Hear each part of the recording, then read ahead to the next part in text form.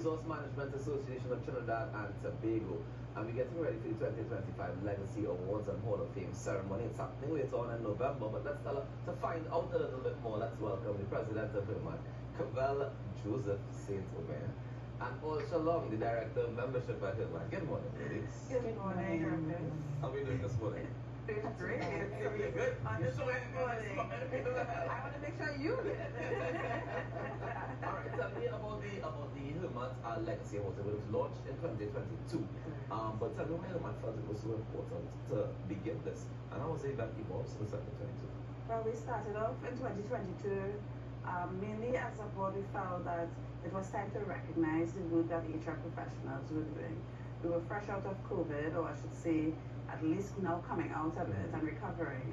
And HR really performed during that time, just like nurses and doctors, where we stepped up to the plate and we led our respective organizations implementing new policies and procedures to guide us through this pandemic. And when we recognized the work that HR professionals have been doing over the years, we felt the time had come now for us to create this specific awards to now give the accolades and the flowers and everything that is due to HR professionals. We've been shaping cultures, we've been developing people, we've been influencing the workspaces for many years, and we felt it was time to elevate the profession, create a new ecosystem of HR professionals where we could all feel inspired and motivated to give of our very best. And this forum provided the exact platform for us to do that. So over the years, we started off in 2022, and we were recognizing back then just the founders, the 6 founders who started this off. HRMATT. Started off HRMATT? Yes, started off HRMATT. Gordon Draper, Anthony Watkins, Glenn Wilson, Maxine Barnett, and a few others, Corinne Jones, Lisa James.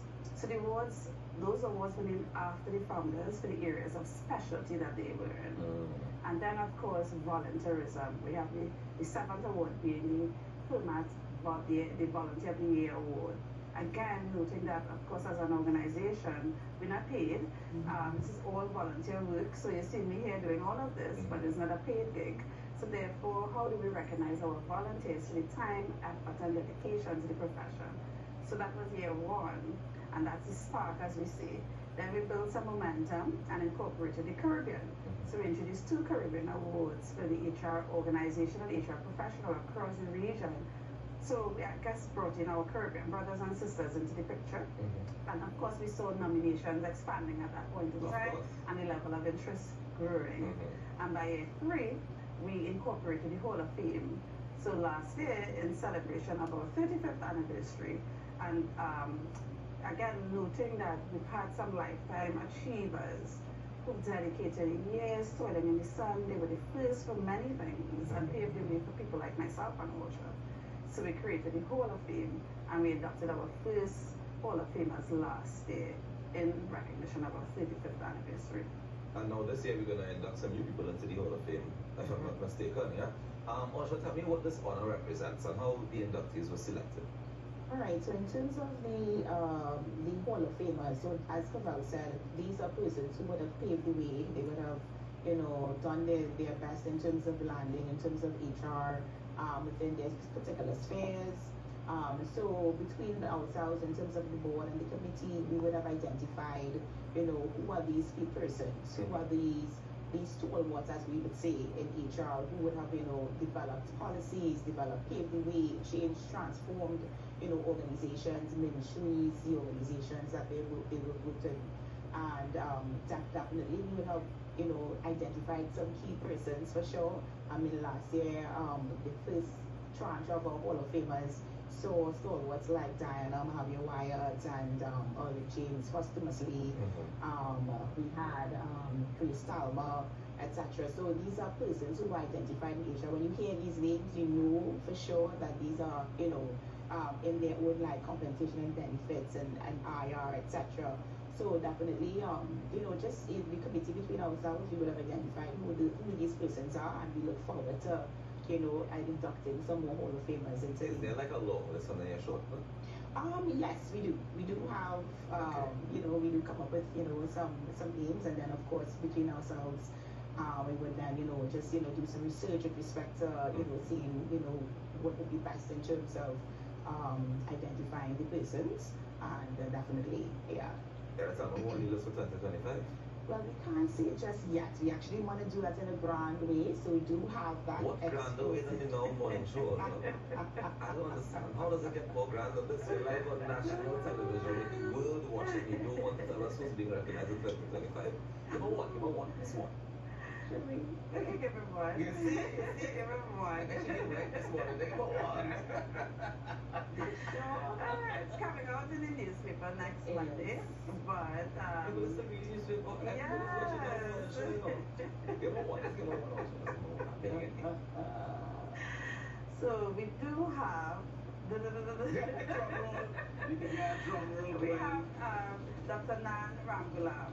Nice. Yes. Taken that. She will be inducted into the Hall of Fame. Congratulations, Doc. Yes, we see me. Don't let us stop. You let us simple thing like 1 million. We know Dr. Nagamu. All right. As far as the individual award categories go, can you tell us what kinds of achievements of contributions are being recognized in this 2025 edition? Yes. So we do have the Gordon Draper Award for Public Service. Right. And again, public service is often overlooked because people don't often value the work that public servants do or recognize that innovation also takes place in the public service. They only see it as private sector. Right. But there's a lot of fantastic work being done by some of our HR professionals and leaders in the public service in general.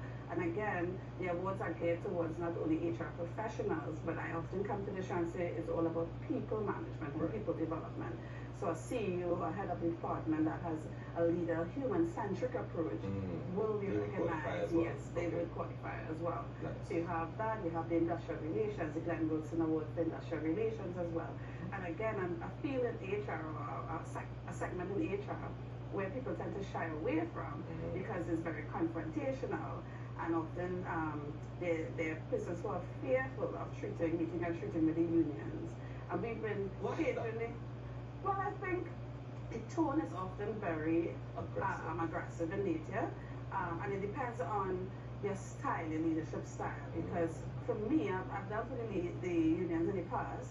And even with the current Minister of Labour, we negotiated against each other in the past. And I can tell you, those negotiations went well because it was more dealing with crisis and the communication was good and we both well recognizing where the company was and what we were trying to achieve on behalf of their members. Right. So it's all based on style and you can diffuse an antagonistic environment based on your personality as well too.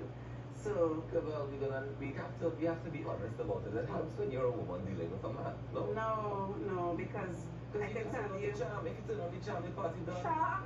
No. You don't get to. Charm? I was looking at the other, she's like, she didn't, and I don't mean like charm in terms of using like sexual or anything like that. No, I understand what you mean. You put on a nice smile and all of a sudden, all that aggression just goes out the window. I can tell you. No? Some of our colleagues have left negotiation room in tears. For real? Yes. So no, it has nothing to do with charm. But again, personality and communication. And once you have frequent communication, like we incorporated in my past organization, quarterly meetings, we call it crisis meetings, so that things don't escalate to actually become a crisis. Right. So by the time you meet at the table, we're all familiar with the issues, we're well aware of the position of the company, and they know that I'm not fabricating a story when I say we can't afford this, but we can do this. So therefore, you know, it's and I think that's an important part of balance of HR. We can't do this, but what we can do is and give us something to work with. I feel like oftentimes people have a challenge where they tell me no and full stop. So there's someone like Glenn Wilson who he was also at the stage in his life. He just retired as a judge in industrial court as well too. So being recognized as an industrial relations practitioner, to me at least that would be a great honor. And then you have the Lisa James Award, the Maxine Barnett Award for HR leadership as well too overall, the Corey Jones Award. I mean, there's so much happening in this space.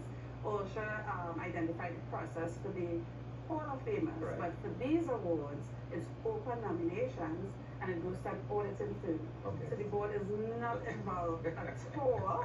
And I say that because I don't want people to say Cavelle has given awards to friends. Exactly. That's the first thing they would say. Right? Because we are familiar with most of the practitioners. So therefore we've outsourced, yes, we've outsourced that. So the report, actually, we should receive that report this week. It was open, nomination was open for a month, and then they spent another month doing their background checks, reference checks, and we get a detailed report with their advisors about who should be selected for the award, and we accept the report. So, so there's a difference in terms of how we treat with Hall of Famers versus of course. Yes. And the event is happening on the 29th of November. Correct. Is it open to the public to attend? Of course it is. Tell me who would be the ideal person, or why should somebody come to attend the event? Right, definitely. So anybody that is very cognizant about leadership and people, recognizing excellence, recognizing legacy. So HR professionals, of course, business professionals, business leaders, these are the type of personnel that you will find in the room with respect to our HRMATT Legacy Awards. So, and of course, if you're a member of the public and you're interested in that, and of course, future as well, because of course it's a formal event. All right. Definitely you're invited to come. Make sure you dress well. That part is key. Is there a cost to attend? Definitely. So for members, once you're a HRMATT member, it's $1,000 per person.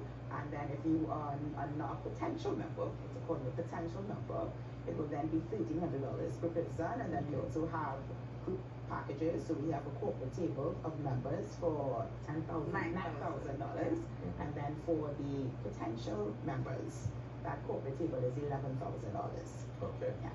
And the people are the potential members, if they want to become a member before the 29th, how can they do so? Definitely. So they can reach out to our secretariat at HRMATT.com. You can also call them at 667-5523.